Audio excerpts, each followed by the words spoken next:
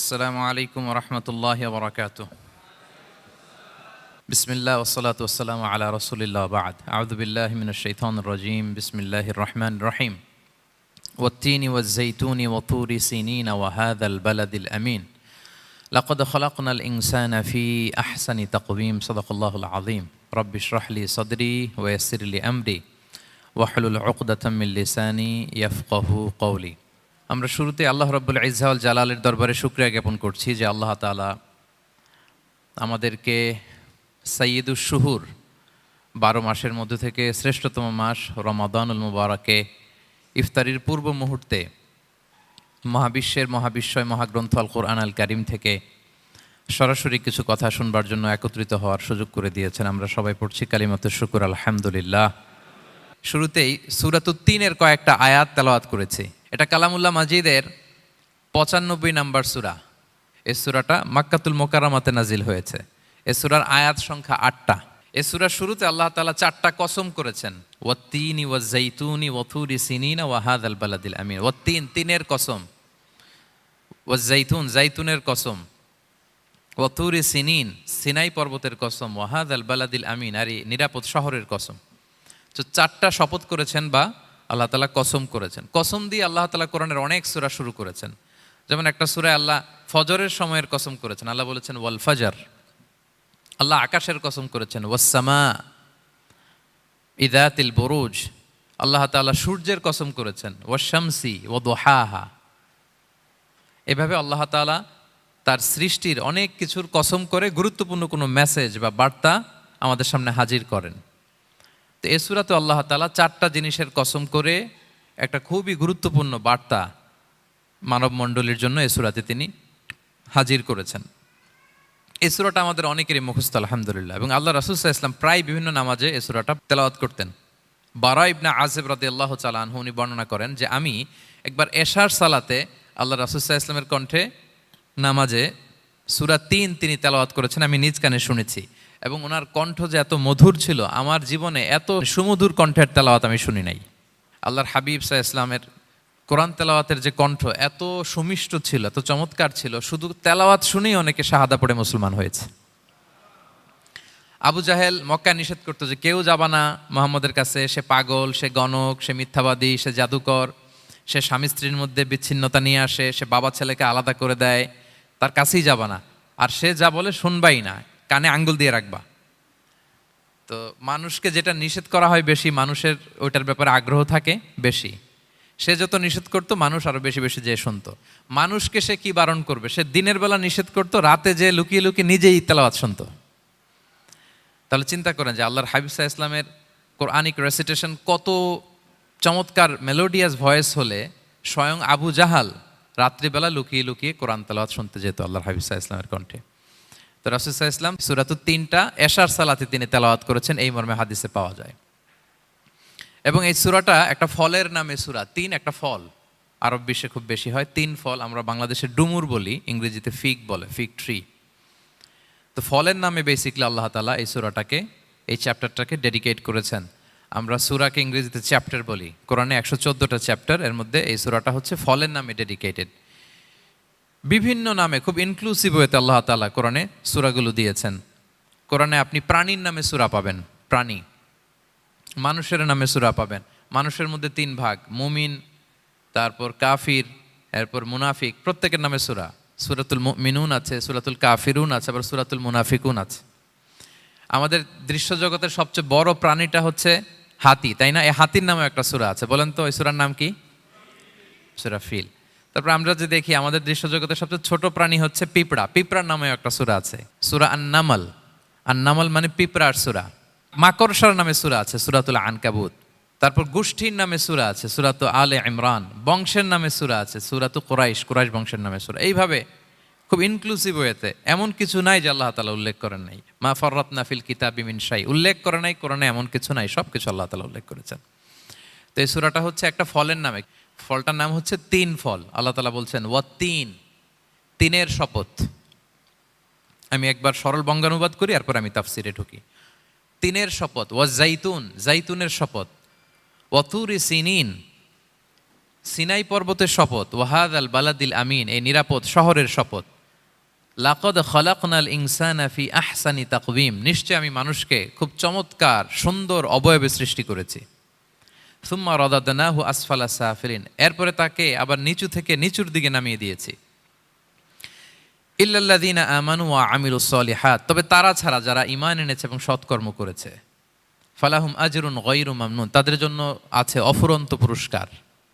ফামা ইউকাযযিবুকা বা'দু বিদ্দিন, এগুলো জানার পরও কিসে তোমাকে দিন অস্বীকারের ব্যাপারে উদ্বুদ্ধ করলো? আলাইসাল্লাহু বিআহকামিল হাকিমিন, আল্লাহ তাআলা কি শ্রেষ্ঠ বিচারক নন? সাদাকাল্লাহুল আযীম। এই হচ্ছে এই সূরাটির সরল অনুবাদ। এবার আমরা তাফসিরে ঢুকি। প্রথমে আল্লাহ তাআলা বলেছেন ওয়াত্তিন, তিনের শপথ। তিন মানে তো আমরা জানলাম, তিন মানে ডুমুর। আল্লাহর হাবিব সাল্লাল্লাহু আলাইহি ওয়াসাল্লাম তিনি তিন ফল পছন্দ করতেন এবং এটা ডায়াবেটিক্সের জন্য ভালো, ডায়াবেটিক্স নিয়ন্ত্রণ করে। আমাদের বোনদের যাদের ইররেগুলার মেনস্ট্রুয়েশনাল পিরিয়ড হয়, এটার জন্য এটা খুব ভালো এবং খুব স্ট্রেংথ স্টেমিনা আনে শরীরে। এটা জান্নাতের একটা গাছ। আদম আলাইহিস সালাম এবং হাওয়া আলাইহিস সালামকে যখন আল্লাহ বলেছিল ওয়ালা তাকরাবা হাযিহি শাজারাতা ফাতাকুনা মিনাজ জালিমিন, হ্যাঁ আদম এবং হাওয়া, জান্নাতের সব জায়গায় যা যেতে মন চায় যাও, যা খেতে মন চায় খাও, এই নিষিদ্ধ গাছের কাছে যেও না, তাহলে তোমরা জালিম হয়ে যাবে। শয়তান এসে উল্টা বুঝালো, সে বলল তোমাদের খেতে নিষেধ করছে কেন জানো? আল্লাহ চায় না যে তোমরা জান্নাতে থাকো, আল্লাহ চায় এখান থেকে তোমাদের বের করে দিবে, কিন্তু তোমরা যদি এই গাছের ফল খাও আল্লাহ আর বের করতে পারবে না। দেখছেন শয়তানের অবস্থা? শয়তান কিন্তু নেগেটিভিটি নিয়ে সামনে আসে না, আসে খুব আপনার ওয়েল উইশার হিসেবে, উপদেশ নিয়ে খুব ভালো একটা পজিটিভ ওয়েতে আসে। তো ওনারা খেয়ে ফেললেন এই নিষিদ্ধ গাছের ফল। খাওয়ার ফলে আদম আলাইহিস সালাম, হাওয়া আলাইহিস সালাম, ওনাদের গা থেকে জান্নাতের পোশাকগুলো ঝরে পড়ে গেল। এখন কি দিয়ে ওনারা ওনাদের প্রাইভেটকে ঢাকবেন? তখন ওনারা, তাফসির ফি জিলালিল কোরআনে এসেছে যে ওনারা এই তিন গাছের পাতা নিয়ে নিজেদের প্রাইভেট ঢেকেছিলেন। সুবহানাল্লাহ। সেই তিন ফলের কসম আল্লাহ করলেন, ওয়াত্তিন, তিনের শপথ। এরপর আল্লাহ তাআলা বললেন ওয়া জাইতুন, জাইতুনের শপথ। জাইতুন মানে হচ্ছে জলপাই। তো আল্লাহ তাআলা বললেন ওয়া জাইতুন, জাইতুনের শপথ। জাইতুন মানে হচ্ছে জলপাই, ইংরেজিতে আমরা যেটাকে অলিভস বলি। তো আল্লাহ তিনের কসম করলেন এবং অলিভের কসম করলেন। দুইটাই খুব উপকারী ফল এবং আল্লাহর হাবিব সাল্লাল্লাহু আলাইহি ওয়াসাল্লাম তিনি জলপাইও খুব পছন্দ করতেন। ওনার রেগুলার ফুড আইটেমের মধ্যে জলপাই ছিল, অলিভস ছিল। এটা পাহাড়ি এরিয়া, মরুভূমিতে হয় এবং রাসূল সাল্লাল্লাহু আলাইহি ওয়াসাল্লাম বলেছেন কুলু যাইত ওয়াদ্দাহিনু ফাইন্নাহু মিন শাজারাতিন মুবারাকা, তোমরা অলিভ অয়েল এটা খেও এবং এটা গায়ে মালিশ করো, কেননা এটা বরকতময় একটা গাছের ফল, শাজারা মুবারাকা। এটা শরীরের ব্যাড কোলেস্টেরলকে কমিয়ে দেয়, দাড়িতে অ্যাপ্লাই করলে, চুলে অ্যাপ্লাই করলে সহজে পাকে না দাড়ি চুল, এবং স্কিনে অ্যাপ্লাই করলেও স্কিনের জন্য ভালো, স্কিনের জন্য বেশ ভালো। এটা যাদের সুযোগ হয় আপনারা দাড়িতে চুলে অ্যাপ্লাই করবেন, খাবেন। এটা খাওয়াও যায়। তাম্বুতু বিদ্দুহনি ওয়াসিবগিল লিল আখিলিন, কোরআনে এসেছে। এটা অয়েল হিসেবে ইউজ করে, আবার খাবার হিসেবেও ইউজ করা যায়। সালাদ ড্রেসিংয়ের ক্ষেত্রে কিন্তু অলিভ অয়েল আমরা ইউজ করি। ইদানিং পিজাতে খুব ইউজ করা হয় অলিভ, জলপাইটা। তো এটা আপনারা খেতে পারেন, এটা খুবই সুস্বাদু। এবং জলপাই গাছের মানে জাইতুন গাছের ডালের মেসোয়াক খুব ভালো হয়। আল্লাহর হাবিব সাল্লাল্লাহু আলাইহি ওয়াসাল্লাম জাইতুনের ডাল দিয়ে মেসোয়াক করতেন। তিনি বলতেন নি'মা সিওয়াকিয়া জাইতুন, সবচেয়ে শ্রেষ্ঠ মেসোয়াক হচ্ছে জাইতুনের। মিনাশ শাজারাতিল মুবারাকা, কারণ এটা বরকতময় গাছের ডালা। এবং ফাইন্নাহু সিওয়াকি ওয়া সিওয়াকুল আম্বিয়া মিন ক্বাবলি, এই জাইতুনের ডাল দিয়ে আমিও যেমনি মেসোয়াক করি, আমার আগে যত নবী পৃথিবীতে এসেছে সবাই জাইতুনের ডাল দিয়ে মেসোয়াক করতো। আল্লাহ বলেন ওয়াত্তিনি ওয়াজ জাইতুন, তিনের শপথ আর জাইতুনের শপথ। এরপর আল্লাহ তাআলা বললেন ওয়াতুরি সিনিন, সিনাই পর্বতের শপথ। প্রথমে দুইটা ফলের শপথ করলেন, এবার একটা পাহাড়ের শপথ করতেছেন। আপনারা কি তুর পাহাড়ের নাম শুনেছেন? হ্যাঁ শুনেছেন। এই সিনাই পর্বত দ্বারা তুর পাহাড় উদ্দেশ্য। এটা মিশরের একটা পাহাড়, অনেক উঁচু, 2285 মিটার উঁচু। ওইটার নিচে আছে মুকাদ্দাসে তুয়া, যেখানে মুসা আলাইহিস সালামকে আল্লাহ তাআলা জুতা খুলতে বলেছিলেন। ফাখলা না আলাইকা ইন্নাকা বিল ওয়াদিল মুকাদ্দাসে তুয়া, হে মুসা তুমি পবিত্র উপত্যকায় এসেছো, জুতা খুলো। তো ওখানে সব ধর্মের লোকেরা যায়, সব ধর্মের লোকদের জন্য তীর্থস্থান, মুসলিম, জুইশ, খ্রিস্টিয়ান সবাই যায়। এটা সিনাই একটা এলাকা আছে মিশরের, north south Sinai, north Sinai, এটা সাউথ সিনাইতে অবস্থিত। তো নিচে একটা খ্রিস্টানদের প্রাচীন গির্জা আছে, সেন্ট ক্যাথেরিনা গির্জা। সেখান থেকে চলতে চলতে আপনাকে উপরে যেতে হবে, ফজরের পরে আবার চলে আসতে হবে, তা না হলে দুপুরবেলায় 10টা-11টার দিকে এমন সূর্যের প্রখর তাপ ওই পাথরের মধ্যে লাগে, ওখানে আর থাকা যায় না। একেবারে তুর পাহাড়ের উপরে সেখানে খ্রিস্টানদের জন্য ছোট্ট একটা স্যানাগোগ আছে, তারা প্রার্থনা করে। খ্রিস্টানদের একটা চার্চ আছে, মুসলিমদের জন্য ছোট্ট একটা মুসল্লা আছে সুরাওয়ের মতো। আল্লাহ ওই সিনাই উপত্যকার কসম করেছেন, ওয়াতুরি সিনিন, সিনাই উপত্যকার কসম। এখানেই আল্লাহ তাআলা মুসা আলাইহিস সালামকে তাওরাত দিয়েছিলেন, মেজর একটা আসমানি কিতাব দিয়েছিলেন, এবং সরাসরি মুসা আলাইহিস সালাম এই পাহাড়ের চূড়ায় বসে আল্লাহ তাআলার সাথে কথা বলতেন। ওয়াকাল্লামাল্লাহু মুসা তাকলিমা, উনি সরাসরি কথা বলতেন, এটা ওনার একটা স্পেশাল বৈশিষ্ট্য ছিল, ক্যারেক্টারিস্টিক্স। এবং আল্লাহ তাআলা নূরের তাজাল্লি দিয়ে এই পাহাড়কে একবার জ্বালিয়ে দিয়েছিলেন। আজও এই পাহাড়ের রংটা অনেকটা একটু লালচে, একটু কালোচে, একটু রেডিশ কালারের। এবং মুসা আলাইহিস সালাম এই নূরের তাজাল্লির ঝলকে তিনি বেহুশ হয়ে গিয়েছিলেন এই পাহাড়ের উপরে। ইয়াজুজ মাহাজুজ যখন কিয়ামতের আগে আগমন করবে, তখন মুসলমানদের সেন্টার হবে। ঈসা আলাইহিস সালাম মুসলমানদেরকে নিয়ে ওইখানে অবস্থান করবেন, এই তুর পাহাড়ের ওখানে। এবং আল্লাহর হাবিব সাল্লাল্লাহু আলাইহি ওয়াসাল্লামের মেরাজের রাতে এসরার সময় একটা স্টেশন ছিল এই তুর পাহাড়। জিবরাইল আলাইহিস সালাম এই তুর পাহাড়ে আল্লাহর হাবিব সাল্লাল্লাহু আলাইহি ওয়াসাল্লামকে নামিয়ে বলেছিলেন যে এটা জাবাল মুসা, আপনার ভাই মুসার পাহাড়, আপনি এখানে 2 রাকাত নামাজ পড়েন, দোয়া করেন। আল্লাহর হাবিব সাল্লাল্লাহু আলাইহি ওয়াসাল্লাম এই তুর পাহাড়ে 2 রাকাত সালাত আদায় করেছিলেন এবং দোয়া করেছিলেন। আল্লাহ এই তুর পাহাড়ের কসম কাটলেন, ওয়াতুরি সিনিন, সিনাই পর্বতের কসম, যেখানে তাওরাত কিতাব নাজিল হয়েছিল। এরপর আল্লাহ তাআলা বললেন, ওয়াহাদাল বালাদিল আমিন, আর এই নিরাপদ শহরের শপথ। এই শহর দ্বারা মক্কা শহর উদ্দেশ্য, কারণ রাসূল সাল্লাল্লাহু আলাইহি ওয়াসাল্লাম তখন মক্কায় ছিলেন, মক্কা নগরী। এই শহরের পূর্ব নাম ছিল বাক্কা। মক্কা নগরীকে বলা হয় উম্মুল কুরা, সব শহরের মা, সব শহরের সেন্টার, পৃথিবীর নাভিস্থল। এবং আল্লাহ তাআলা বলেছেন, মান দাখালাহু কানা আমিনা, এখানে যে প্রবেশ করবে সে নিরাপদ। হেরেমের মধ্যে কিন্তু কাউকে আক্রমণ করা যায় না, কোনো খুনিও যদি ঢুকে যায় অ্যাটাক করা যাবে না। তো জাহেলি যুগে এমনটা ঘটতো, কারোর সাথে কারো শত্রুতা হলে, ধরেন যে একজন তার বাবাকে হত্যা করেছে, তো সে তাকে পেয়েছে, ওই লোক বাঁচার জন্য দৌড়াতে দৌড়াতে হেরেমের ভিতরে ঢুকে যেত, কারণ সে জানে যে হেরেমে ঢুকলে সে আমাকে মারবে না। তো পরে সে যখন হেরেম থেকে বেরোতো, আবার তার সাথে যুদ্ধ শুরু হতো। এবং এই শহরের এত মর্যাদার কারণ হচ্ছে, সাইয়েদনা ইব্রাহিম আলাইহিস সালাম তিনি আল্লাহর কাছে দোয়া করেছিলেন যে রব্বি জাআল হাযা বালাদান আমিনা, হে আল্লাহ আপনি এই শহরকে নিরাপদ করেন, ওয়ারযুক আহলাহু মিনাস সামারাত, আর এই শহরের অধিবাসীদেরকে আপনি ফলমূল দিয়ে রিজিকের ব্যবস্থা করেন। এখনো দেখবেন যে সারা পৃথিবীতে যেই ফল নাই, মক্কাতে ওই ফল আছে। সারা পৃথিবী থেকে ফল ওখানে যায়, এবং মক্কার নেইবরিং সিটি তায়েফ, সেখানে অনেক ফল উৎপাদিত হয়, এখানে আসে। নিরাপদ শহর, বালাদান আমিনা।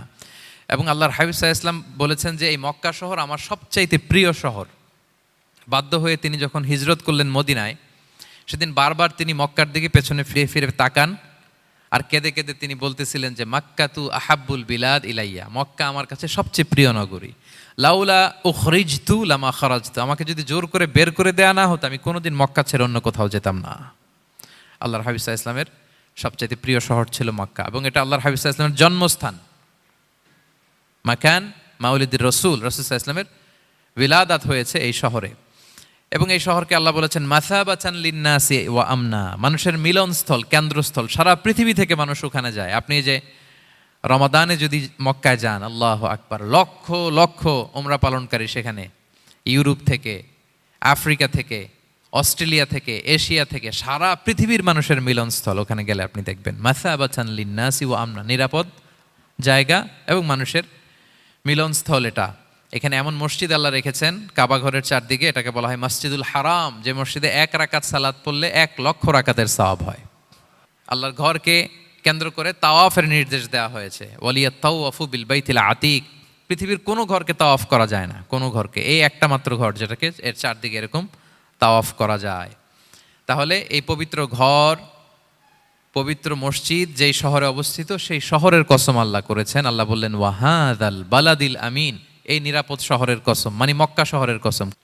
আমরা আপাত দৃষ্টিতে আমাদের কাছে মনে হচ্ছে 2টা ফলের কসম, একটা পাহাড়ের কসম, একটা নগরীর কসম। আসলে বেসিকলি আল্লাহ তাআলা এই 4টা শপথ দিয়ে 3 নবীর জন্মস্থান, 3 নবীর নবুয়তের কসম করেছেন।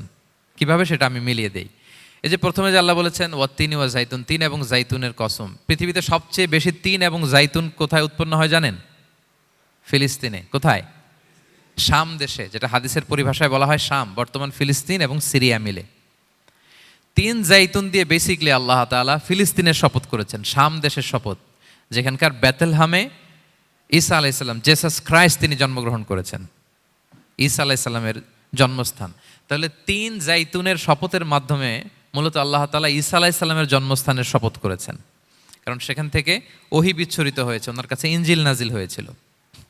এবং এই শামের মর্যাদার ব্যাপারে অনেক কথা আল্লাহর হাবিব সাল্লাল্লাহু আলাইহি ওয়াসাল্লাম তিনি বলেছেন। আল্লাহ রাসূল সাল্লাল্লাহু আলাইহি ওয়াসাল্লাম যখন মেরাজে যান, তখন মক্কা থেকে এই শাম দেশে ফিলিস্তিনের বাইতুল মাকদাসে রাসূল সাল্লাল্লাহু আলাইহি ওয়াসাল্লামকে নিয়ে যাওয়া হয়েছিল।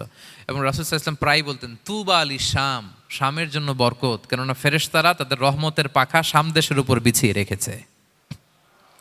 এবং তিনি বলতেন, ফিতনার সময় আলাইকুম বিশাম, তোমরা শামে যেও, শামে থেকো। এবং তিনি দোয়া করেছেন, আল্লাহুম্মা বারিক লানা ফি শামিনা, আল্লাহ তুমি আমার শাম অঞ্চলে আল্লাহ তুমি বরকত দিও। এবং হাদিসে এসেছে এই শামই হচ্ছে আরদুল মাহশার, এখানেই হাসর হবে। শাম অঞ্চলকে বিস্তীর্ণ করে এখানেই ময়দানুল মাহশার আল্লাহ তাআলা কায়েম করবেন, হাসরের ময়দান এখানেই হবে। এবং সেখানেই হচ্ছে সানিউল কিবলাতাইন, আমাদের আগের কেবলা কিন্তু বাইতুল মাকদাসের দিকে ছিল, যেটা শামে অবস্থিত, ফিলিস্তিনে বাইতুল মুকাদ্দাস, যেই মসজিদে নামাজ পড়লে 1 রাকাতে 500 রাকাতের সওয়াব। 3টা মসজিদে সালাত পড়লে স্পেশাল ভার্চুর কথা আছে, এর বাইরে আর অন্য মসজিদের বিশেষ কোনো ফজিলত নাই, বাকি সব মসজিদ সমান।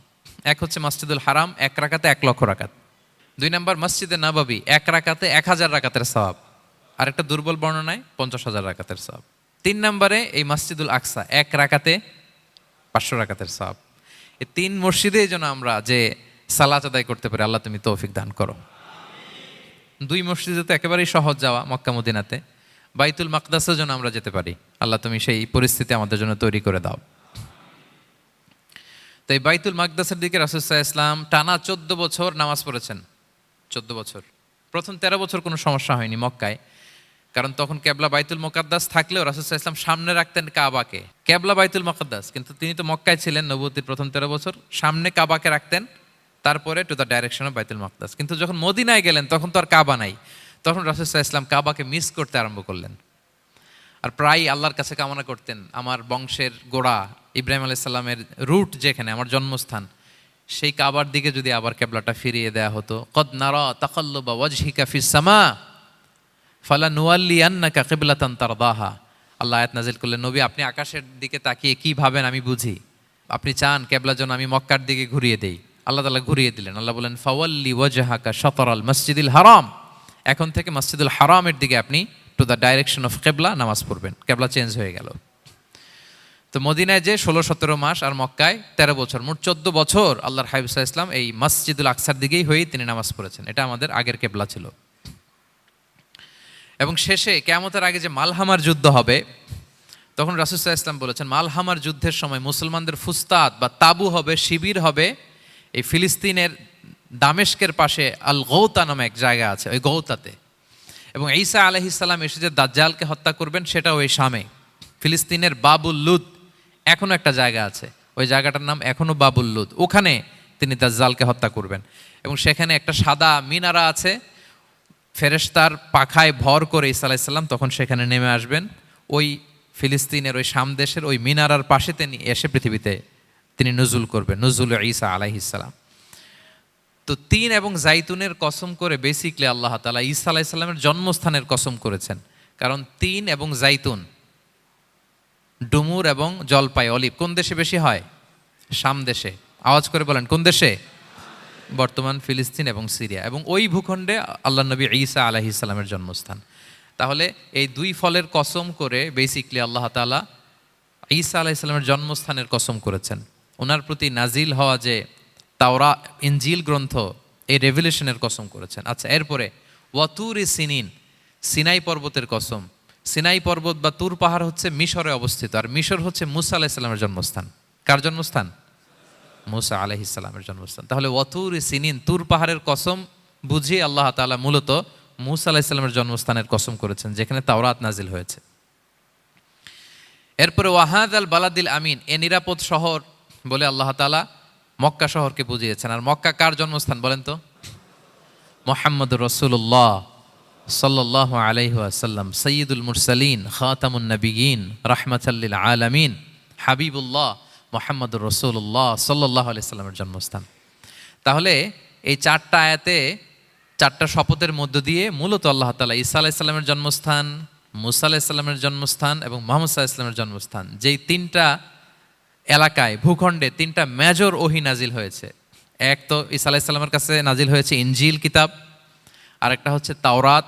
তাওরাত এমন কিতাব যে কিতাব দিয়ে হাজার হাজার নবীরা ফয়সালা করেছেন। বনি ইসরায়েলের অনেক নবীর উপর কোনো কিতাব নাজিল হয়নি, তার মানে তারা রসুল ছিলেন না, তারা নবী। তারা সব কিছু তাওরাত দিয়েই ফয়সালা করতেন। আর রাসূল সাল্লাল্লাহু আলাইহি ওয়াসাল্লামের উপর কোরআন নাজিল হয়েছে। তার মানে প্রথম 4টি শপথ দিয়ে বেসিকলি ইনজিলের শপথ, তাওরাতের শপথ এবং কোরআনের শপথ। বুঝতে পেরেছেন সবাই? আল্লাহ ওহির শপথ করেছেন। দেখেন, ফল, পাহাড়, নগরী মাড়িয়ে সারা পৃথিবী ঘুরিয়ে আপনাদেরকে শেষ পর্যন্ত ইনজিল, তাওরাত এবং কোরআনে নিয়ে আসছেন আমার সাথে আসছেন। হ্যাঁ, এই রেভেলেশনের শপথ আল্লাহ করেছেন। তাহলে ওয়াত্তিনি ওয়াজাইতুনি ওয়াতুরি সিনিনা ওয়া হাযাল বালাদিল আমিন, এই 4 আয়াতে 4টা শপথের মধ্য দিয়ে মূলত আল্লাহ তাআলা আসমান থেকে নাজিল হওয়া যে ওহী, এই ওহীর শপথ অথবা ওহী যেই ভূখণ্ডে নাজিল হয়েছে সেই ভূখণ্ডগুলোর শপথ করে আল্লাহ একটা গুরুত্বপূর্ণ কথা বলবেন। সেটা কি? আল্লাহ তাআলা বললেন, লাকাদ খালাকনাল ইনসানা ফি আহসানি তাকওয়িম, আর আমি মানুষকে অত্যন্ত চমৎকার অবয়বে সৃষ্টি করেছি, চমৎকার গঠনে, চমৎকার স্ট্রাকচারে, ডিজাইনে সৃষ্টি করেছি। মানুষের দৈহিক অবকাঠামো গঠন এটা যেমনি চমৎকার, মানুষের ইন্টেলেকচুয়াল কাঠামো এটা চমৎকার, মানুষের আচরণগত যে বিহেভিয়ারাল ট্রেটস, ক্যারেক্টারিস্টিক্স এটাও চমৎকার। প্রত্যেক দিক থেকে আল্লাহ তাআলা নান্দনিকভাবে মানুষকে তিনি তৈরি করেছেন। আমরা যদি দেহের কথা বলি, হিউম্যান অ্যানাটমি নিয়ে যাদের ধারণা আছে, আপনি শুনলে অবাক হবেন এত জটিলভাবে আমাদের দেহটা ফাংশন করে। ঠিক যেই মুহূর্তে আমি কথা বলতেছি আমার ব্রেইন সচল, আমার নার্ভ সিস্টেম সচল, হেয়ারিং সিস্টেম, স্মেলিং সিস্টেম, আমার এই যে হার্ট সচল, সিস্টোলিক ডায়াস্টোলিক অলিন্দ নিলয় হচ্ছে, আমার লাং কাজ করতেছে, কিডনি ইজ ওয়ার্কিং পারফেক্টলি, সব কিছু কাজ করতেছে। এত সূক্ষ্মভাবে আমাদের দেহটা কাজ করে, এটাকে ইংরেজিতে বলে মরফোলজি, আকৃতি সংক্রান্ত যে বিদ্যা। এটা নিয়ে যদি আপনি দেখেন যে মানুষের হাত কিভাবে কাজ করে, মানুষের পা কিভাবে কাজ করে, মানুষের হিউম্যান ব্রেইন কিভাবে কাজ করে, আপনি অবাক হবেন। এবং আল্লাহর যে সেট আপ, লাকাদ খালাকনাল ইনসানা ফি আহসানি তাকওয়িম, নিশ্চয় আমি মানব জাতিকে চমৎকার অবয়বে তৈরি করেছি। আপনি যদি অবয়বটা দেখেন, আমাদের স্ট্রাকচার এর চেয়ে সুন্দর করে আর তৈরি করা যেত না, এর চেয়ে সুন্দর আর হতে পারে না। যেখানে যা দেয়ার, মাথার চুল থেকে পায়ের নখ পর্যন্ত, আপনি একটা ডিজাইনে, স্ট্রাকচারে, সেট আপে আপনি ভুল ধরতে পারবেন না। যেখানে যেটা দরকার, আপনি একটু খেয়াল করে দেখেন যে এই যে আমাদের চোখ, চিকিৎসা বিজ্ঞান বলতেছে যে মানুষ 10 মিলিয়নেরও বেশি রং শনাক্ত করতে পারে। Human eyes can identify more than 10 million colours. 10 মিলিয়নেরও বেশি রং আমরা আমাদের চোখ দিয়ে শনাক্ত করতে পারি। সুবহানাল্লাহ, সুবহানাল্লাহ বিহামদি। আচ্ছা, চোখের সেট আপটা একটু যদি খেয়াল করেন, দেখেন আমার এই চোখ এখানে না থেকে এটা যদি জাস্ট 2 ইঞ্চি উপরে এখানে হইতো, এইটা যদি কপালে যদি আমাদের চোখ হইতো, কি অবস্থা হইতো বলেন তো? সিজদা দিতে পারতেন আল্লাহকে? বলেন, দিতে পারতেন? আচ্ছা, আমরা কিছু খাওয়ার সময় আমরা কি করি? ওইটা ভালো আছে কিনা, পচে গেল কিনা, স্মেলটা আগে দেখি, তারপরে খাই। দেখেন কত চমৎকার সেট আপ। একটু খেয়াল করেন, এই নাকের সেট আপ যদি এইখানে না থাকে, আমাদের নাক যদি পেছনে থাকতো, খাওয়ার সময় খাবারটা বাসি কিনা, ভালো আছে কিনা কি করতেন? লাকাদ খালাকনাল ইনসানা ফি আহসানি তাকওয়িম। আচ্ছা দেখেন, এই যে আমরা কান দিয়ে শুনি, এই যে কান পেঁচানো, মনে করেন না যে এমনি এমনি পেঁচানো, এই পেঁচানো, এটাই পথ না থাকলে আমরা শুনতেই পেতাম না। এটা এমনভাবে সেট আপ করা, এটাই ইথারে ভাষা তরঙ্গকে এয়ার ড্রামের ভেতরে সুন্দরভাবে ইনপুট করে, নাহলে আমরা শুনতে পেতাম না। আপনার এই কান কেটে ফেলে দিলে আপনি শুনতে পারবেন না। এটা এইভাবেই যেতে হবে, সুরঙ্গটা এইভাবে তৈরি হইতে হবে। আচ্ছা দেখেন, আপনার কান, এই কান যদি এইখানে না থেকে আপনার ডান বগলের নিচে হইতো, বাম কান যদি বাম বগলের নিচে হইতো, তাহলে কি হইতো বলেন? আজকে আমার ওয়াজ কিভাবে শুনতেন বলেন দেখি? কিভাবে শুনতেন?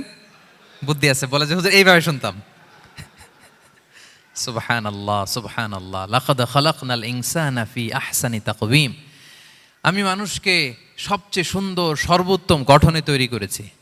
দেখেন, কান দুটো ওইখানে থাকলে কথা শুনতে হইলে হাত উঁচু করে রাখা লাগতো। আল্লাহ, আপনি একটা একটা অঙ্গ দেখেন, ঠিক যেখানে যেটা যেভাবে সেট করা দরকার, আল্লাহ তাআলা দয়া করে অনুগ্রহ করে ঠিক সেভাবে তিনি সেট করেছেন। আমাদের চেহারার মধ্যে দেখেন এক একজনের এক এক রং। ওয়াখতিলাফু আলসিনাতিকুম ওয়া আলওয়ানিকুম ইন্না ফি যালিকা লাআয়াতুন লিল আলিমিন। আল্লাহ বলেন, তোমাদের ভাষার ভিন্নতা দিয়েছি, তোমাদের গায়ের রঙের ভিন্নতা, একজনের চেহারার সাথে আরেকজনের মিল নাই, একজনের ফিঙ্গারপ্রিন্টের সাথে। আয়াহসাবুল ইনসানু আল্লান নাজমাআ ইযামা বালা কাদিরিনা আলা আন নুসাউইয়া বানানা। মানুষ ভেবেছে সে মারা গেলে তাকে আমি তার অস্থি, মজ্জা, হাড়, গোশত, চামড়া জোড়া লাগাতে পারবো না। আরে তার আঙ্গুলির অগ্রভাগ পর্যন্ত আমি সুবিন্যস্ত করে আমার কাছে রেখে দিয়েছি ফিঙ্গারপ্রিন্ট। আমাদের ফিঙ্গারপ্রিন্টগুলো আল্লাহর কাছে সংরক্ষিত। একজনের ফিঙ্গারপ্রিন্টের সাথে আরেকজনেরটা মেলে না।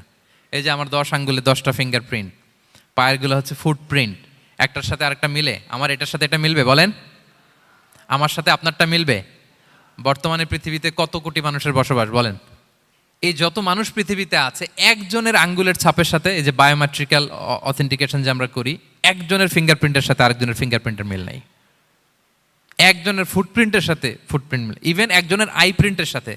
আমাকে একজন ওনার হসপিটালে নিয়ে গেল ঢাকায়, তো উনি ওনার দরজা খুলতেছে আই প্রিন্ট দিয়ে, মানে উনি না গেলে খুলে না। উনি আর ওনার খুব কাছের স্টাফ, এটা গুরুত্বপূর্ণ একটা অফিস, তো উনি চোখ দিল, আই প্রিন্ট নিল, এরপরে দরজা খুলে যাচ্ছে।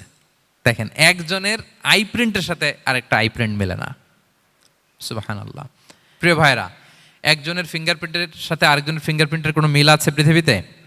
ফুটপ্রিন্টের সাথে, আই প্রিন্টের সাথে? কারণ ডিজাইনারটা কে বলেন তো? হুয়াল্লাযী ইউসাউবিরুকুম ফিল আরহামি কাইফা ইয়াশা।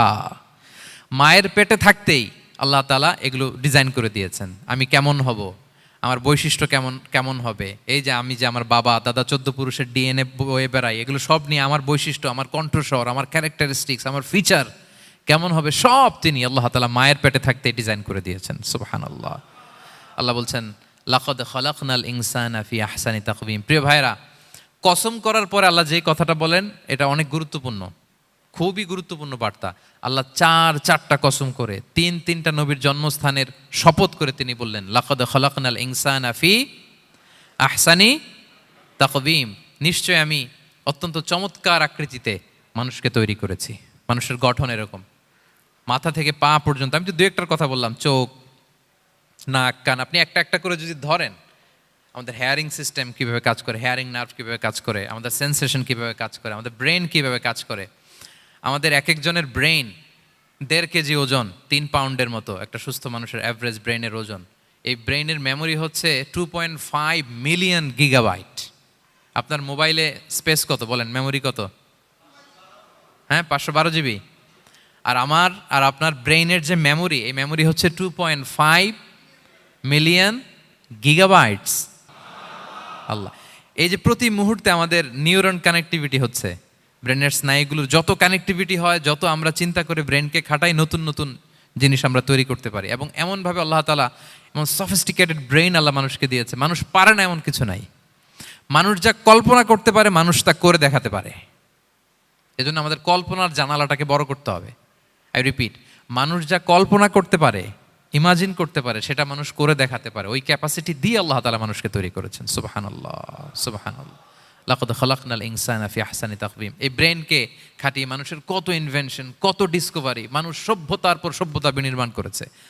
চোখ ধাঁধানো মানুষের আবিষ্কার, তাক লাগিয়ে দিয়েছে গোটা বিশ্বে একটার পর একটা করে। আল্লাহ এমনভাবে মানুষকে তিনি তৈরি করেছেন। লাকাদ খালাকনাল ইনসানা ফি আহসানি তাকওয়িম। চমৎকার অবয়বে, তার দৈহিক অবয়ব যেমনি সুন্দর, তার বুদ্ধিগত, তার চিন্তাগত, তার ইন্টেলেক্ট, এটাও তেমন সুন্দর, এটাও তেমন চমৎকার। পৃথিবীর কোনো প্রাণীকে আল্লাহ তাআলা এরকম হিউম্যান ব্রেনের মতো এরকম সফিস্টিকেটেড ব্রেন দিয়ে, ইন্টেলেক্ট দিয়ে তৈরি করেনি। এজন্য সব প্রাণী থেকে মানুষ আলাদা। সব প্রাণী থেকে মানুষের চিন্তা, বিবেক, বুদ্ধি এগুলো আলাদা। তাহলে দেখেন, মানুষের শ্রেষ্ঠত্ব মূলত এগুলোর দ্বারা। মানুষ যদি তার চিন্তা, বিবেক, বুদ্ধি খাটায়, সে শ্রেষ্ঠ হয়ে যায়। আমি একটা কথা প্রায় বলি যে মানুষ যদি ভালো হয়, সে ফেরেশতার চেয়েও ভালো। আর মানুষ যদি খারাপ হয়, সে পশুর চেয়েও নিকৃষ্ট। আল্লাহ বলেন উলাইকা কাল আনআমি বাল হুম আদাল লাহুম কুলুবুল লা ইয়াফকাহুনা বিহা ওয়া লাহুম আ'য়ুনুল লা ইউবসিরুনা বিহা ওয়া লাহুম আযানুল লা ইয়াসমাউনা বিহা উলাইকা কাল আনআমি বাল হুম আদাল। তাদের হৃদয় আছে, ওটা দিয়ে অনুধাবন করে না সত্যকে। চোখ আছে, ওটা দিয়ে সে সত্যটা দেখে না। কান আছে, হকের কথা শোনে না। উলাইকা কাল আনআম, আল্লাহ বলেন তারা প্রাণীর মতো, চতুষ্পদ জন্তুর ন্যায়। শুধু অতটুকুই না, বালহুম আদাল, তারা তার চেয়েও নিকৃষ্ট, তার চেয়েও নিকৃষ্ট। তাহলে মানুষ ভালো হলে সে ফেরেশতাকে ছাড়িয়ে যায়, আর মানুষ নিকৃষ্ট হলে সে পশুত্বকে হার মানায়। কথা বুঝতে পেরেছেন? মানে আমরা ভালো হলে সবচেয়ে ভালো, খারাপ হলে সবচেয়ে খারাপ। একটা পশু আর একটা পশুকে হত্যা করে কেটে 20 টুকরা করছে, এরকম কোনো নিউজে আসছে কোনো দিন? কিন্তু আশরাফুল মাখলুকাত মানুষ তার মতো রক্তে মাংসে গড়া আরেকটা মানুষকে নির্মমভাবে হত্যা করে কেটে 20 টুকরা করে বস্তাবন্দি করে ডোবার মধ্যে ফেলে রাখছে। এরকম নিউজ আছে না বলেন? আছে। মানুষ তার মতো একটা মানুষকে নির্মমভাবে হত্যা করে। এরকমও তো আছে যে কেরোসিন দিয়ে তার মতো আরেকটা মানুষকে সে জ্বালিয়ে দিয়েছে, আছে না নাই বলেন? গ্রামের পর গ্রাম জ্বালিয়ে দেয়, জনপদের পর জনপদ ধ্বংস করে দেয়, বোমা মেরে শহর উড়িয়ে দেয়। লিটল বয় মেরেছিল আমেরিকান সোলজাররা জাপানের হিরোশিমা শহরের উপর। আমি হিরোশিমা তো গত বছর ভিজিট করে আসলাম, আমি নিজে দেখে এসেছি যে এখানে বোমটা মেরেছে। মুহূর্তের মধ্যে পুরো শহর ভ্যানিশ, এমন রেডিয়েশন। তো যেই আমেরিকান পাইলট বোমা মারতেছে সেও মানুষ, সেও কি? আর যাদেরকে ধ্বংসের জন্য এই লিটল বয় মারলো হিরোশিমাতে আর ফ্যাটম্যান মারলো নাগাসাকিতে, এরাও কি? তাহলে দেখেন, মানুষ তার মতো আরেকটা মানুষকে এরকম মেরে টুকরো টুকরো কুচি কুচি করতে সে দ্বিধাবোধ করে না। আল্লাহ, মানুষ গণহত্যা চালায়, জেনোসাইড। এই যে আমাদের বাংলাদেশে তো কিছুদিন আগে হলো গণহত্যা, হেলিকপ্টার থেকে গুলি করে বাচ্চা মেরে ফেলতেছে। কার বাচ্চা, কার কলিজার টুকরা সন্তান, ডোন্ট কেয়ার। জনগণের টাকায়, ট্যাক্সের টাকায় কেনা বুলেট, হেলিকপ্টার দিয়ে জনগণকে, ছাত্রদেরকে হত্যা করা হয়েছে। দেখেন, সেও মানুষ। যারা হত্যা করতেছে, গণহত্যা, জেনোসাইড চালিয়েছে, তারাও মানুষ। তাহলে মানুষ যদি খারাপ হয়, মানুষের চেয়ে খারাপ আর কেউ হয়? আর মানুষ ভালো হলে মানুষের চেয়ে ভালো কেউ হতে পারে? মানুষ এমন জায়গায় যেতে পারে যেখানে ফেরেশতারাও যেতে পারে না। জিবরাইল ইসলামের যাওয়ার সীমানা যেখানে শেষ, মুহাম্মদ সাল্লাল্লাহু আলাইহি ওয়াসাল্লামের ঊর্ধ্ব জগতের কাহিনী সেখান থেকে শুরু। আল্লাহু আকবার। তাহলে মানুষ ভালো হলে ফেরেশতাকে ছাড়ায়, মানুষ খারাপ হলে পশুত্বকে হার মানায়। So the decision is yours. রাস্তা দুইটা, আপনি কোন দিকে যাবেন? আপনি কি ডান দিকে জান্নাতের পথে যাবেন নাকি বাঁ দিকে জাহান্নামের পথে যাবেন? সিদ্ধান্ত আপনার। আল্লাহ তাআলা বললেন, লাকাদ খালাকনাল ইনসানা ফি আহসানি তাকওয়িম। আমি মানুষকে চমৎকার আকৃতিতে তৈরি করেছি। হাতের মেকানিজম কি, পায়ের মেকানিজম কি, আমার চেয়ে আপনারাও ভালো জানেন। এগুলো ঘন্টার পর ঘন্টা আপনি বলতে পারবেন যে কেমন ভাবে আল্লাহ তাআলা তৈরি করেছেন। আল্লাহ বলেন, মানুষকে আমি অত্যন্ত চমৎকার আকৃতি দিয়ে তৈরি করেছি। তার সৃষ্টিগত কাঠামো, তার বুদ্ধিবৃত্তিক কাঠামো, তার চিন্তাগত কাঠামো, তার আচরণগত কাঠামো, তার নৈতিকতায় তাকে এমন উচ্চ মর্যাদার আসন আমি দিয়েছি, এটা যদি সে অ্যাচিভ করে, বিলং করে, তাহলে তার চেয়ে শ্রেষ্ঠ কেউ আর হতে পারে। কিন্তু আল্লাহর দেয়া এই ক্যাপাসিটিগুলো, এই নেয়ামাগুলো যদি সে অ্যাকসেপ্ট না করে, সে যদি পশুত্বের পথে হাঁটে, সে যদি শয়তানের দেখানো পথে হাঁটে, তাহলে সে এত নিচে যাবে, অন্য কেউ আর এত নিচে যেতে পারে না। মানুষ যত নিচে যেতে পারে, ফেরেশতারাও অত নিচে যেতে পারবে না, জিন জাতিও পারবে না, কোনো প্রাণীর পক্ষে যাওয়া সম্ভব না। তাহলে মানুষকে আল্লাহ তাআলা এমন সফিস্টিকেটেড ওয়েতে তৈরি করেছেন, চাইলে সে সবার উপরে যেতে পারে। আবার চাইলে আল্লাহর দেয়া নেয়ামতগুলোকে যদি সে ভিন্ন খাতে প্রবাহিত করে, সে সবচেয়ে নিকৃষ্ট হতে পারে। সেটাই আল্লাহ বললেন, সুম্মা রাদাদনাহু আসফালা সাফিলিন। এরপরে তাকে আমি হীন থেকে হীনতর করেছি, নিচ থেকে আরো নিচে নিয়েছি। সে যখন ঈমান আনে না, সে যখন সৎকর্ম করে না, সে যখন আল্লাহর শেখানো, আল্লাহর দেখানো রাস্তায় সে চলে না, সে যখন তার নফসের কথা শুনে, সে যখন তার প্রবৃত্তির গোলাম সাজে, সে সবচেয়ে নিকৃষ্ট হয়। আসফালা সাফিলিন মানে একেবারে নিচে, এর নিচে আর নাই। আল্লাহ বলেছেন, ইন্নাল মুনাফিকিনা ফিদ দারকিল আসফালি মিনান নার। সেখানে আল্লাহ আসফাল বলেছেন। মুনাফিকরা জাহান্নামের একেবারে তলদেশে থাকবে। তাই মানুষ যদি ঈমান আর সৎকর্মের বলে বলিয়ান না হয়, সে এত খারাপ হয়, কেউ এত নিচে যেতে পারে না। বলেন, মানুষ যত নিচে যেতে পারে, জিন তত নিচে যেতে পারবে? ফেরেশতারা পারবে না। আর মানুষ যত উপরে যেতে পারে, ফেরেশতারা এত উপরে যেতে পারবে না। সো দুইটারই সুযোগ আপনার আছে। সুম্মা রাদাদনাহু আসফালা সাফিলিনের দুইটা ব্যাখ্যা। কোনো মুফাসসির বলেছেন, যৌবনের পর, যৌবনে থাকে শক্তিশালী, বার্ধক্যের সময় যখন সে নুয়ে যায়, ছোট হয়, সে একেবারে দুর্বল হয়ে যায়, সেটা বোঝানো হয়েছে। আর অন্যান্য মুফাসসিরিন একরাম বলেছেন, না, আল্লাহর দেওয়া এই নেয়মা, ক্যাপাসিটি যখন সে সঠিক পথে কাজে লাগায় না, সে যখন প্রবৃত্তির অনুসরণ করে, সে তখন এত খারাপ হয়, এত নিচ থেকে নিচুতর হয়, এত হীন থেকে হীনতর হয়, তার চেয়ে হীনতর আর কেউ তখন হতে পারে না। সেখান থেকে বাঁচার দুটি রাস্তা আল্লাহ বলেছে। আল্লাহ বলছেন, ইল্লাল্লাযীনা আমানু ওয়া আমিলুস সলিহাত। তবে যারা ঈমান আনে এবং সৎকর্ম করে তারা ছাড়া। তারা ওই নিচু থেকে নিচুতর নয়, তারা শ্রেষ্ঠতর। ঈমান এবং সৎকর্ম, ঈমান এবং আমলে সালেহাত। কোরআনের অনেক জায়গায় আপনি আয়াতটা পাবেন, ইন্নাল্লাযীনা আমানু ওয়া আমিলুস সলিহাতি কানাত লাহুম জান্নাতুল ফিরদাউসি নুজুলা। নিশ্চয়ই যারা ঈমান এনেছে সৎকর্ম করেছে তাদের জন্য আমি জান্নাতে ফেরদাউস রেখে দিয়েছি। তা আল্লাহ বলেন তারা নিকৃষ্ট হবে না যারা ঈমান এনেছে সৎকর্ম করেছে। যারা কি এনেছে? ঈমান। আর কি করেছে? সৎকর্ম করেছে। ইল্লাল্লাযীনা আমানু, যারা ঈমান এনেছে সৎকর্ম করেছে, ফালাহুম আজরুন গায়রু মামনুন, তাদের জন্য রয়েছে অফুরন্ত পুরস্কার, মানে জান্নাত। তাদের জন্য কি? ওই জান্নাতে যেতে আমরা চাই কি চাই না বলেন? রাস্তা কয়টা? এটা চলে গেছে ডান দিকে, এটার গন্তব্য হচ্ছে ডেস্টিনেশন জান্নাতুল ফেরদাউস। আর এটা শয়তানের পথ, এটা আপনার প্রবৃত্তির দেখানো পথ, এটা চলে গিয়েছে জাহান্নামে। So now the decision is years. আপনার ডিসিশন, কোন দিকে যাবেন, ডানে না বায়ে? জান্নাতে না জাহান্নামে? জান্নাতে যেতে চাই আমরা। ফালাহুম আজরুন গায়রু মামনুন, তাদের জন্য আছে অফুরন্ত নেয়ামত, অফুরন্ত পুরস্কার। আমরা যেন সেই পুরস্কার লাভে ধন্য হতে পারি, আমরা সবাই বলি আমিন। আল্লাহ বলেন এইভাবে 4টা কসম করার পরে, এত গুরুত্বপূর্ণ বার্তা হাজির করার পরে, তোমার ঘুমন্ত বিবেককে জাগিয়ে তোমাকে বার্তা দেওয়ার পরেও কিভাবে তুমি অস্বীকার করতে পারো আখিরাতকে? ফামা ইউকাযযিবুকা বা'দু বিদ্দিন, এরপরেও কোন বিবেকে, কোন আকলে, কোন সাহসে তুমি কর্মফল দিবসকে অস্বীকার করো? কোন সাহসে? এখানে দিন দ্বারা উদ্দেশ্য কর্মফল। ভালো করলে যে ভালো পাবে, খারাপ করলে যে খারাপ পাবে। দিনের অনেক অর্থ, এটার তাফসিরে গেলে সময় কুলাবে না। ফামা ইউকাযযিবুকা বা'দু বিদ্দিন, এরপরেও কর্মফলকে অস্বীকার করার সাহস তুমি কোত্থেকে পাও? কিসে তোমাকে উদ্বুদ্ধ করে কর্মফল দিবসকে অস্বীকার করতে? আলাইসাল্লাহু বিআহকামিল হাকিমিন, আল্লাহ তাআলা কি শ্রেষ্ঠ বিচারক নন? সূরা আবু দাউদে আল্লাহর হাবিব সাল্লাল্লাহু আলাইহি ওয়াসাল্লাম বলেন, কেউ যদি সূরাতুত তিন তেলাওয়াত করে, করতে করতে যদি শেষ আয়াতে চলে আসে, আর সে যখন পড়ে আলাইসাল্লাহু বিআহকামিল হাকিমিন, আল্লাহ তাআলা কি শ্রেষ্ঠতম বিচারকদের মধ্যে সর্বশ্রেষ্ঠ বিচারক জাজ নন? তখন সে যেন উত্তর দেয়, এটা তো আল্লাহর প্রশ্ন। আলাইসাল্লাহু বিআহকামিল হাকিমিন, আল্লাহ আমাদেরকে প্রশ্ন ছুড়ে দিয়েছেন যে আল্লাহ তাআলা কি শ্রেষ্ঠ বিচারক নন? তখন যে তেলাওয়াত করে সে যেন বলে বালা বালা ওয়া আনা আলা যালিকা মিনাশ শাহিদিন। বালা মানে অবশ্যই, হ্যাঁ আল্লাহ অবশ্যই আপনি শ্রেষ্ঠ বিচারক, আর আপনি যে শ্রেষ্ঠতম বিচারকে সাক্ষী আমি দিচ্ছি, এই ঘোষণা আমি দিচ্ছি। পড়েন সুবহানাল্লাহ।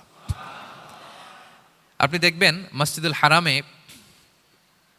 হারামাল মাক্কিতে যখন তেলাওয়াত করে ইমাম সাহেবরা, এই আয়াতের পরেই যদি রুকুতে যায় দেখবেন ফিস ফিস করে বলে যে বালা বালা ওয়া আনা আলা যালিকা মিনাশ শাহিদিন। আমি নিজে শুনেছি, দেখবেন ওনার এটা পরে, কারণ আল্লাহ এখানে প্রশ্ন ছুড়ে দিয়েছেন। আর উত্তর হিসেবে বলতে হবে বালা ওয়া আনা আলা যালিকা মিনাশ শাহিদিন, আল্লাহ অবশ্যই আপনি শ্রেষ্ঠ বিচারক। আল্লাহর চাইতে শ্রেষ্ঠ বিচারক আর হতে পারে? আমরা কত লাকি যে আল্লাহর আহকামুল হাকিমিন হিসেবে বিচারক পেয়েছি। হ্যাঁ, আমাদের বিচার যদি অন্য কেউ করতো, নিজেরা যদি নিজেদের, আল্লাহ যদি বলতো তোরটা বিচার তুই কর আর তোরটা তুই কর, কি অবস্থা হইতো বলেন? যার সাথে যার শত্রুতা আছে ওইখানে দেখাই দিত। কিন্তু আমরা বিচারক হিসেবে পেয়েছি কাকে? আল্লাহ কি পার্সিয়ালিটি করবে বিচারে? স্বজনপ্রীতি করবে? কারো উপর জুলুম করবে? কাউকে ঠকাবে? আল্লাহ বলেন ওয়ামা আনা বিযাল্লামিল লিল আবিদ, আমি কখনো আমার বান্দার উপর জুলুম করি না, জুলুম করি না। নাদাউল মাওয়াজিনাল কিসতা লিয়াউমিল কিয়ামা, কিয়ামতের দিন আমি মিজান নামে এমন এক ন্যায় বিচারের মানদণ্ড স্থাপন করব, ফালা তুযলামু নাফসুন শাইআ, এক বিন্দু পরিমাণ কেউ মাজলুম হবে না, এক বিন্দু পরিমাণ কেউ মাজলুম হবে না। এজন্য দুনিয়াতে যদি বিচার না পান, আল্লাহর দরবার বিচারটা দিয়ে রাখেন, সেদিন বিচার হবে। আহকামুল হাকিমিন আপনারা ঠকাবে না। দুনিয়াতে বিচার পান নাই, মাজলুম হয়েছেন, মানুষ ভুল বুঝছে, কেউ আপনারে ঠিক মতো বুঝে নাই, আপনার কথাটা কাকে বলবেন? বিপদে পড়লে ক্রাইসিস মোমেন্টে কাকে শেয়ার দিবেন? না ফেসবুকে শেয়ার দিবেন? আমরা তো ফেসবুকে শেয়ার দিয়ে দিই এখন। ফেসবুকে শেয়ার দেওয়ার আগে, বন্ধুকে শেয়ার দেওয়ার আগে, স্ত্রীর কাছে শেয়ার করার আগে আমার সমস্যার কথা আগে শেয়ার করব কাকে? কারণ আলাইসাল্লাহু বি আহকামিল হাকিমিন, আল্লাহ বলছেন আমি কি শ্রেষ্ঠ বিচারক নই? বালা বালা ইয়া রব ওয়া আনা আলা যালিকা মিনাশ শাহিদিন, অবশ্যই আল্লাহ আপনি শ্রেষ্ঠ বিচারক। ক্লিয়ার হয়েছে না সবার কাছে? শপথ কয়টা ছিল? 4টা। মূলত নবুয়তের শপথ, তাই না? নবুয়ত আমাদের জন্য সবচাইতে বড় নেয়ামত। কারণ নবীরা যদি আমাদেরকে এই তথ্যগুলো না দিতেন, আমরা জান্নাত জাহান্নাম চিনতাম? ভাইরা বলেন তো, আখেরাত চিনতাম? এই যে আখেরাত হবে, পুলসিরাত হবে, day of judgment, day of accountability, আল্লাহর সুপ্রিম কোর্টের কাঠ গড়ায় পাই টু পাই হিসাব দিতে হবে, নবীরা না এসে বললে আমরা এত বুঝতাম না। নবীরা জান্নাত জাহান্নাম চিনিয়েছে, আল্লাহর বিশদ পরিচয় আমাদের সামনে তুলে ধরেছে। আখিরাতের পরিচয়, লাইফ আফটার ডেথ কিরকম হবে, সবকিছু আমাদের কাছে তুলে ধরেছে। সো নবুয়ত আল্লাহ তাআলার পক্ষ থেকে অনেক বড় নেয়ামত। 2 নম্বর নেয়ামত হচ্ছে আল্লাহ তাআলা আমাদেরকে যে ক্যাপাসিটি দিয়েছে, বুদ্ধিমত্তা, ইন্টেলেক্ট, বিচার বিশ্লেষণ, যেটা দিয়ে আমরা অন্যান্য সব প্রাণী থেকে আলাদা, এটাও আল্লাহর বড় নেয়ামত। এই নেয়ামতের শুকরিয়া যেন আমরা করি। এবং আমি যেটা বলেছি, মানুষ যেটা কল্পনা করতে পারে সেটা সে করেও দেখাতে পারে। সো আল্লাহ তাআলা যাকে যেই কোয়ালিটি দিয়েছে, ক্যাপাসিটি দিয়েছে, আমরা যেন এই নেয়ামতের শুকরিয়া করি। নেয়ামতের শুকরিয়া করলে এই নেয়ামত দেওয়ার ধারাবাহিকতা এটা বাড়িয়ে দেয় কে? লা ইন শাকারতুম লা আযীদান্নাকুম ওয়া লা ইন কাফারতুম ইন্না আযাবি লাশাদীদ। শুকরিয়া করলে নেয়ামত আরো বাড়িয়ে দেব। তাহলে প্রথম নেয়ামত ছিল নবুওয়াত, প্রফেটহুড, প্রফেসি, এটা অনেক বড় নেয়ামত। এই রেভেলেশন এসে আমাদেরকে এনলাইটেন করেছে। তা না হলে আমাদের গডকে, গডের ফিচার কি, আখেরাত কি, জান্নাত কি, জাহান্নাম কি, the concept of punishment, concept of আখেরা, কিছুই আমরা ভালোভাবে বুঝতাম না। এটার শপথ আল্লাহ করেছেন। আল্লাহ আমাদেরকে নেয়ামত দিয়েছেন, ক্যাপাসিটি দিয়েছেন, সক্ষমতা দিয়েছেন, সবচাইতে সফিস্টিকেটেড ব্রেন দিয়ে তৈরি করেছেন। এটা একটা বড় নেয়ামত। এবং রাস্তা দেখিয়ে দিয়েছেন, হয় ডানে নয় বায়ে। এবং তিনি আশ্বাস দিয়েছেন যে তোমাদেরকে সঠিক ফায়সালার মাধ্যমে বিচার করা হবে সেদিন। তাই আমাদের বিপদে আপদে সব সময় আমরা যেন ফরিয়াদ করি এক মহান সত্তার কাছে। বলুন তো আওয়াজ করে, তিনি কে? আল্লাহর কাছে যেন আমরা ফরিয়াদ করি। আল্লাহ তাআলা আমাদের সবাইকে কথাগুলো বুঝার ও আমল করার তৌফিক দান করুক। হাযা মা ইনদি ওয়াল ইলমু ইনদাল্লাহি আলাইহি তাওয়াক্কালতু ওয়া ইলাইহি উনীব। সুবহানাকাল্লাহুম্মা ওয়া বিহামদিকা আশহাদু আল্লা ইলাহা ইল্লা আনতা আস্তাগফিরুকা ওয়া আতুবু ইলাইক।